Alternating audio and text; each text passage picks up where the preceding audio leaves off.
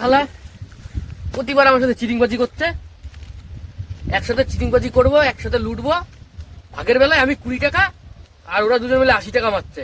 দেখছি এবার একাই করবো যা করার, যা করার রাত থেকেই করতে হবে। দেখছি, যাই।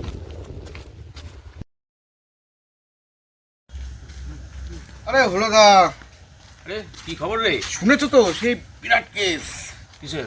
আরে ওই যে খেটুয়া পাড়া সেই ঝন্টুদের আমবাগান আছে না, হ্যাঁ, যেখান দিয়ে আর কি যে রাস্তাটা গেছে, ওই যে ভৌতিক ব্যাপারটা। হ্যাঁ ভৌতিক ব্যাপারটা তুমি তো আগেই জেনে গেছো দেখছি।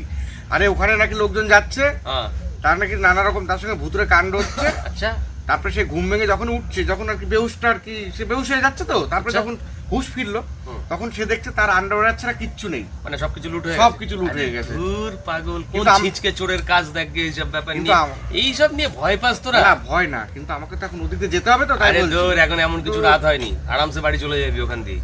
অসুবিধা কি নেই তো হবে? কোনো। ধর, আমরা লোকের মাথায় টুপি পরিয়ে খাই আর আমাদের ওই সব ভূতের ভয়টা। তা ঠিক, তা ঠিক। বাদ দে যত সব ফালতু ব্যাপার। এই দেরুর ব্যাপার কি? দেরুকে 2-3 দিন ধরে দেখছি না। যেরকম তো আমি তো খুঁজে পাচ্ছি না কদিন ধরে, কি হলো কি জানি। আমার মনে হয় সে আমরা ওই যে আগের যে কেসটা, ভাগ বাটোয়ারা। হ্যাঁ ভাগবতরা কেস, ওকে তো অনেকটা একটা কমিক মানে ই হয়েছিল আর কি, একটু খেপে রয়েছে আমাদের খেপেই উপরে। মনে হয় রয়েছে সে। আরে ঠিক আছে, দলে না থাকলে তো কিছুই জুটবে না। কিছুই জুটবে না, ভাত ছড়ালে কাকের অভাব হবে না, বুঝলে?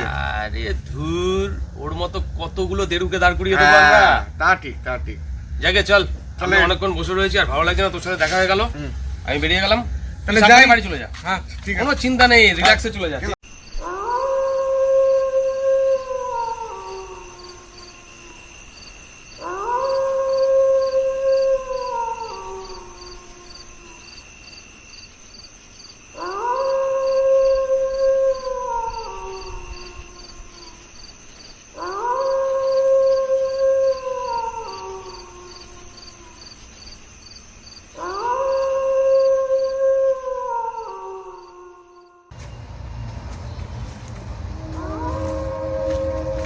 এই শালা 100 টাকা, শালা ঝন্টুতে রামবাগানে এসে তোমার লস হলো না?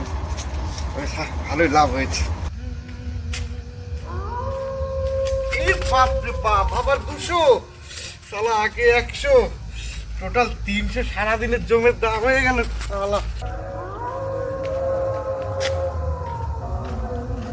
এই বাপ রে বাপ, চারিদিকে খালি টাকা, দারুণ লাভ হলো তো।